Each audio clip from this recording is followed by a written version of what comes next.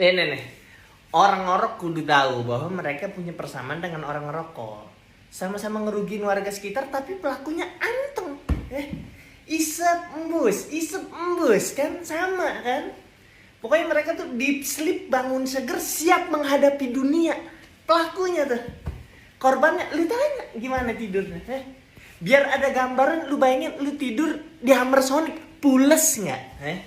Lu tidur depannya Slipknot manggung, pules nggak? Coba tuh. Ya tapi kan ngorok alamiah, Tang. Setuju gua, manusiawi setuju gua. Tapi minimalnya lu ngaku, Kadang lu tidur malam kita ingetin paginya, lu ngorok lu semalam kencok. Masa lu jawab, pan antum pules, sleeping beauty. Ini kita nih saksinya, Kita olah PKP. Jadi lu tidur tuh ngoroknya 2 macam. Satu yang konstan tiap 5 sampai 10 detik.